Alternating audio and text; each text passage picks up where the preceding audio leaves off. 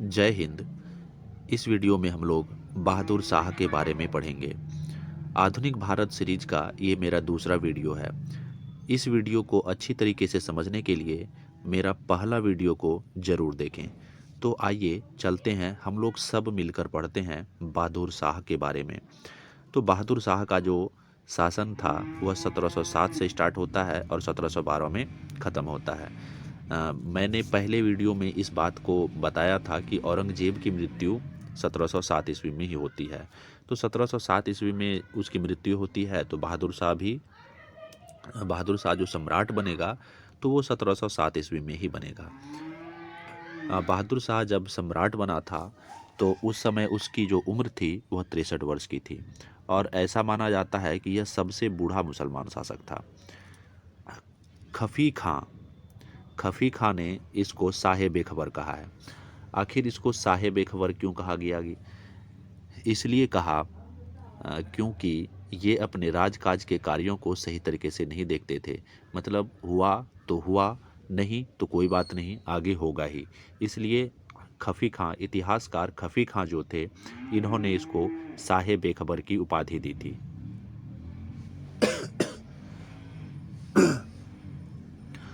अब बहादुर शाह के बारे में आते हैं। तो बहादुर शाह का दो अन्य नाम भी था, मैंने पहले वीडियो में भी इसकी चर्चा की थी। एक नाम था मुअज्जम, एक नाम था शाह आलम। जैसे मैं आपको यहाँ पर दिखा देता हूँ, देखिए ये मुअज्जम है, ये शाह आलम है। तो बहादुर शाह का दो अन्य नाम भी था, मुअज्जम और शाह आलम। जब 1707 ईस्वी में औरंगजेब की मृत्यु होती है तो ये शाह दौला के पुल पर खुद को बहादुर शाह के नाम से सम्राट घोषित कर देते हैं अपने आप को। अब देखिए इनके दो भाई भी थे, मुअज्जम के दो भाई थे, एक आजम शाह था, एक कामबख्श था। तो आजम शाह और कामबख्श खुद को सम्राट घोषित नहीं कर पाए, तो इसके पीछे तो कुछ कारण रहा होगा। तो इसके पीछे का कारण ये माना जाता है कि इनका राजपूतों के साथ बड़ा ही अच्छा रिश्ता था। जैसे उस समय में इन्होंने क्या किया था, बूंदी के बुद्ध सिंह और अंबर के विजय सिंह कछवाहा से अच्छा संबंध बना रखा था, जिस कारण से इसको राजपूतों का ज़बरदस्त समर्थन प्राप्त था। इसी वजह से ये अपने आप को सम्राट घोषित कर पाए, सम्राट के पद के लिए दावेदार बना पाए। तो जब ये सम्राट बनते हैं तो क्या आगे इनके लिए सारी चीज़ें बड़ा ही आसान रहा? नहीं, इसको अपने दोनों भाई से युद्ध भी लड़ना पड़ता है। जैसा कि मैंने पहले वीडियो में बताया था कि औरंगजेब को इस बात की भनक लग चुकी थी कि जब उनकी मृत्यु हो जाएगी तो उनके बेटों के बीच में उत्तराधिकार को लेकर क्या हो सकता है, तो झगड़ा हो सकता है, युद्ध हो सकता है। तो ये स्थिति अब बन गई। जैसे ही बहादुर शाह अपने आप को सम्राट घोषित करता है,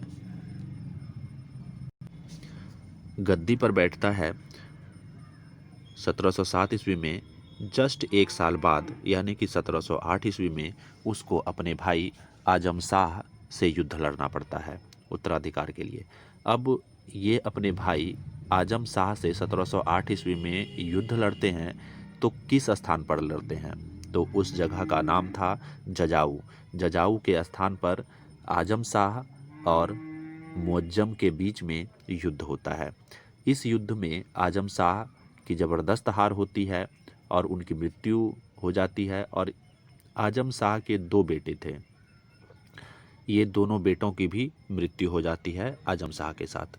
अब आजम शाह के साथ तो ये युद्ध जीत गए। अब क्या इन आगे की राह इनके लिए फिर से आसान थी क्या? नहीं, आगे का जो राह था फिर से इनके लिए आसान नहीं था। 1719 ईस्वी में एक और खतरा आ धमकता है इसके दूसरे भाई के रूप में, जिसका नाम था कामबख्श। कामबख्श हैदराबाद के समीप में मुअज्जम के खिलाफ विद्रोह कर देते हैं और मुअज्जम को अपने भाई कामबख्श के साथ में युद्ध लड़ना पड़ता है और इस युद्ध में कामबख्श को मुंह की खानी पड़ती है, मतलब उनको हार का सामना करना पड़ता है। उसके कुछ दिन बाद, युद्ध हारने के कुछ दिन बाद ही क्या होता है कि कामबख्श की मृत्यु हो जाती है।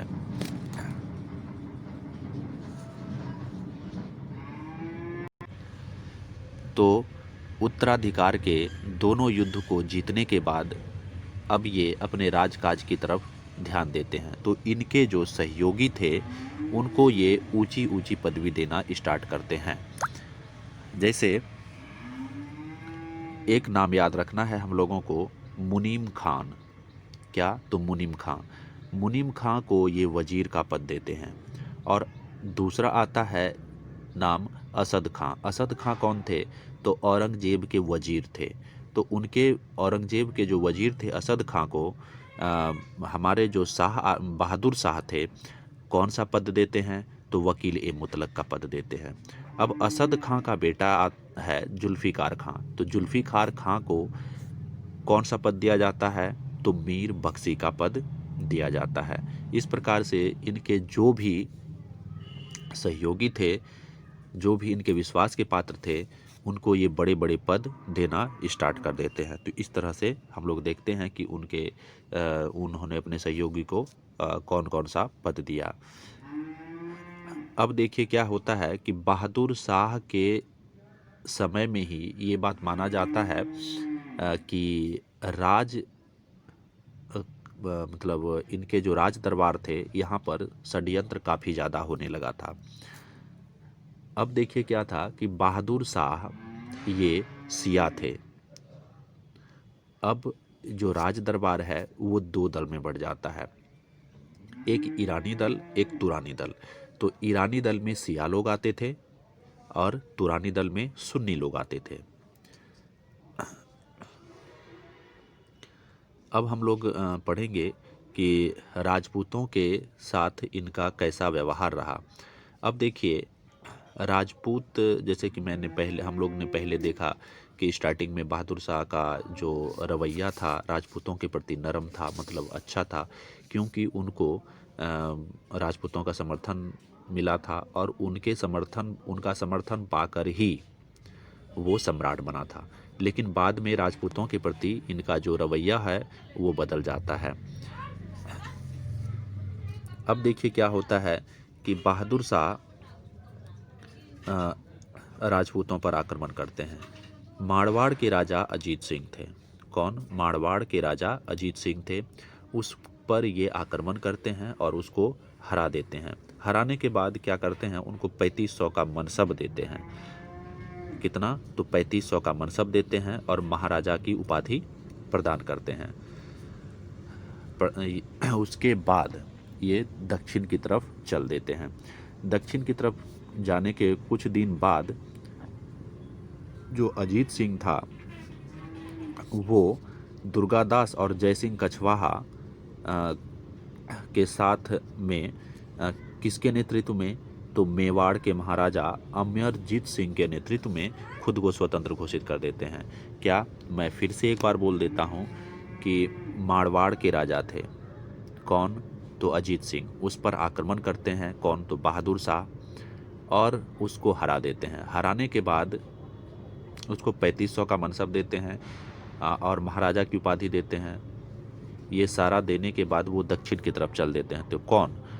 तो बहादुर शाह। दक्षिण की तरफ उसका जाने के कुछ दिन बाद ही ये जो मारवाड़ के राजा थे अजीत सिंह, ये मेवाड़ के महाराजा अमरजीत सिंह के नेतृत्व में खुद को स्वतंत्र घोषित कर लेते हैं। अब जब दक्षिण से बहादुर शाह लौटते हैं तो ये देखते हैं क्या कि राजपूत लोग एक संघ बना लिए हैं खुद का। तो ये अपने जो सहयोगी थे या बोलें सलाहकार थे, उनसे मशवरा करते हैं। तो उनको ये सलाह मिलता है कि नहीं, इस समय राजपूतों के साथ में युद्ध करना हम लोगों के लिए अच्छी बात नहीं है, हम लोगों को उनके साथ में संधि करनी चाहिए। तो जो बहादुर शाह थे वो क्या कर लेते हैं, जाके संधि कर लेते हैं, युद्ध नहीं करते हैं राजपूताना संघ के साथ में। अब हम लोग आगे जानेंगे किसके साथ, तो सिख के प्रति इसका क्या रवैया होता है। तो सिख में हम लोग दो मेन पॉपुलर आदमी के बारे में जानेंगे। एक गुरु गोविंद सिंह, इसका नाम कौन नहीं जानता है, और उसके बाद बंदा सिंह के बारे में जानेंगे। तो सिख गुरु जो गुरु गोविंद सिंह थे, वो बहादुर शाह को उत्तराधिकार के युद्ध में, यानी कि जब वो अपनी गद्दी के लिए, अपने कुर्सी के लिए लड़ रहे थे, तो उस समय गुरु गोविंद सिंह ने इनका साथ दिया था। तो गुरु गोविंद सिंह की इस सहयोग की नीति के चलते वो, मतलब बहादुर शाह, सिखों के प्रति नरम रवैया रखे थे। मतलब सिखों को अच्छी तरीके से देखभाल करते थे, या यूं कहें कि उनको तंग नहीं करते थे। अब जब गुरु गोविंद सिंह की मृत्यु हो जाती है, तो उसके बाद सिखों का जो नेतृत्व आता है वह बंदा सिंह के नेतृत्व में आता है, बंदा सिंह के हाथ में आता है। अब बंदा सिंह क्या करता है, देखता है कि ये जो मुगल है ये तो कुछ अच्छा काम नहीं कर रहा है, कहीं पर भी ये किसी के साथ में बुरा व्यवहार कर देता है। तो इस वजह से बंदा सिंह इनसे गुस्सा था। लेकिन जब गुरु गोविंद सिंह का समय था, गुरु गोविंद सिंह के समय में इनका व्यवहार, बहादुर शाह का जो व्यवहार था अच्छा था। लेकिन बहादुर शाह के मरने के बाद इनका व्यवहार सिखों के प्रति सही नहीं होने लगा था। वो उनकी मतलब सिखों के प्रति बुरी नज़र रखते थे। तो इस वजह से बंदा सिंह गुस्सा थे। तो जब बंदा सिंह के हाथ में सिख का नेतृत्व आता है, तो वो क्या करते हैं, विद्रोह कर देते हैं, जगह जगह पर लूटपाट करते हैं। मुग़लों का जो भी सम्राट वगैरह था, उन या मुग़लों का जो भी प्रभाव क्षेत्र था, वहाँ पर ये क्या करते थे, मारकाट तो करते ही थे, लूटपाट भी करते थे। तो बहादुर शाह ने सोचा कि क्यों ना अब बंदा सिंह को सबक सिखाया जाए। तो एक समय था, उस समय में ये जो बंदा सिंह थे ये सधौरा में बैठे हुए थे, मतलब सधौरा में अपना डेरा डाले हुए थे। तो चुपके से मुग़ल सैनिक जाकर सधौरा को घेर लेते हैं। सधौरा को घेरने के बाद वहाँ पर युद्ध करते हैं। तब तक में वहाँ से क्या होता है, बंदा सिंह भाग जाता है, मतलब भागने में कामयाब हो जाता है। वहाँ से भाग कर ये कहाँ चले जाते हैं, तो लौहगढ़ का किला में चले जाते हैं। ये लौहगढ़ का किला वही किला है जो कि गुरु गोविंद सिंह ने बनाया था। अब मुग़ल के सैनिक जो है लौहगढ़ का किला भी पहुँच जाते हैं, और वहाँ पर काफ़ी घमासान युद्ध होता है, और अंततः मुग़लों का ही जीत हो जाता है। और उनके जीतने से कुछ समय पहले ही फिर से बंदा सिंह भाग जाते हैं। तो अब जब 1712 ईस्वी में इसका मृत्यु होगा, बहादुर शाह का मृत्यु होगा, तो फिर से बंदा सिंह सधौरा और लौहगढ़ को छीन लेते हैं मुग़लों से। तो इस तरीके से हम लोगों ने देखा गुरु गोविंद सिंह और बंदा सिंह के बारे में। तो इनके बारे में और ज़्यादा कुछ हम लोगों को जानना नहीं है। अब ये दो नाम और याद रखना है, छत्रसाल और चूड़ामन। छत्रसाल और चूड़ामन भी राजपूतों के शासक थे, यानी कि राजपूत राजा थे। इनके भी साथ उनके संबंध अच्छे थे। ये जो चूड़ामन था, देखिए ये साथ देता है किसका, तो मुग़लों का साथ देता है। जब मुग़ल का मतलब मुग़ल जो था बंदा सिंह से युद्ध लड़ने के या उनको जब तंग कर रहे थे, तो उस समय चूड़ामन किसका साथ दे रहा था, तो मुग़लों का साथ दे रहा था। अब मराठा के प्रति व्यवहार जानते हैं। मुग़ल के जेल में साहू बंद थे। साहू को बाद में छोड़ दिया जाता है। तो स्टार्टिंग में साहू का जो रवैया होता है वो अच्छा होता है मुग़लों के प्रति, मतलब वो उनके अधिपत्य को स्वीकार करते हैं प्रारंभ में। लेकिन जब उसको चौथ और सरदेशमुखी वसूलने का अधिकार नहीं दिया जाता है स्पष्ट रूप से, तो वो क्या करते हैं, छीट फूट आक्रमण करते हैं। किस पर, तो मुग़लों पर। तो यहाँ पर ये कहा जा सकता है कि ये जो बहादुर शाह जफ़र थे, साहू को अगर ये चौथ और सरदेशमुखी वसूलने दे देते तो ये नौबत नहीं आती। अब उसके बाद अब देखिए यहाँ पर एक और चीज़ होती है, बहादुर शाह से एक और गलती होती है कि जुल्फ़िकार खां को मीर बख्शी का पद दिया गया था, तो उसको एक और काम दे देता है, सूबेदारी का काम। तो कहाँ की सूबेदारी का काम, तो दक्कन की सूबेदारी का काम दे देता है। तो ये भी बहादुर शाह की एक बड़ी गलती में से एक था कि किस एक आदमी को कोई एक ही काम दिया जाता है, ना कि दो काम दिया जाता है। तो इससे भी उनका जो शक्ति था वो कमज़ोर पड़ जाती है। और देखिए होता क्या है, बहादुर शाह के समय में वजीर का जो पद था उसका सम्मान काफ़ी ज़्यादा बढ़ जाता है। इसलिए सभी कोई किसका पद पाना चाहता है, तो वजीर का पद पाना चाहता है। जैसे कि जुल्फ़िकार खां हो गया, असद खां हो गया, और उनके दरबार में जो भी अन्य सहयोगी थे, वो सभी सोचने लगे कि हमको वजीर का पद दिया जाए। तो वजीर का पद तो किसी एक को ही दिया जा सकता है। तो इस वजह से क्या होने लगा, उसके दरबार में षड्यंत्र होने लगा, और जो बहादुर शाह था उनकी बदनामी होने लगी। सभी मतलब कानाफूसी एक दूसरे से करने लगे कि नहीं, उसी को वो मानते हैं। इस वजह से धीरे धीरे उनका जो शासन था वो कमज़ोर होने लगता है। अब ये जो है बहादुर शाह, इनकी तो मृत्यु 1712 ईस्वी में होती है। इनके मृत्यु से एक साल पहले जेसवा केटेलार के नेतृत्व में एक डच प्रतिनिधि शिष्टमंडल आते हैं। कौन आते हैं, मैं एक बार फिर से बोल देता हूँ। 1711 ईस्वी में बहादुर शाह की मृत्यु से एक साल पहले की बात हो रही है। तो जेसवा केटेलार के नेतृत्व में एक डच प्रतिनिधि शिष्टमंडल आते हैं और इसका भव्य स्वागत किया जाता है। इस स्वागत में एक पुर्तगाली स्त्री जूलियानी का बड़ा ही महत्वपूर्ण भूमिका रहती है। तो बहादुर शाह ये जो जूलियानी है, इसको बीबी फिदवा की उपाधि देते हैं। अब आगे हम लोग ये जानते हैं कि जब बहादुर शाह की मृत्यु हो जाती है 1712 ईस्वी में, कब 1712 ईस्वी में जब उसकी मृत्यु हो जाती है, तो उनके 4 पुत्रों के बीच में उत्तराधिकार के लिए युद्ध छिड़ जाता है।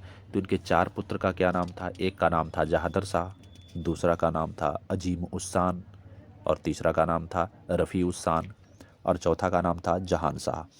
तो ये चारों के बीच में क्या होता है, उत्तराधिकार को लेकर लड़ाई होने लगता है। तो इतनी इन लोगों में शीत युद्ध हो जाती है, बातों बातों की युद्ध हो जाती है या लड़ाई हो जाती है कि बहादुर शाह का जो शव था वो 1 माह तक दफनाया नहीं जा सका था। अब आगे हम लोग देखते हैं कि सर सिडनी ओवन ने इनके बारे में क्या कहा था। जैसा कि मैंने यहाँ पर लिखा भी है कि यह अंतिम मुगल सम्राट था जिसके बारे में कि कुछ अच्छे शब्द कहे जा सकते थे। इसके बाद जो भी आते हैं उनके बारे में अच्छे शब्द नहीं कहे जा सकते हैं। अब अगले वीडियो में हम लोग जानेंगे जहादर शाह के बारे में। इस वीडियो में इतना ही। धन्यवाद।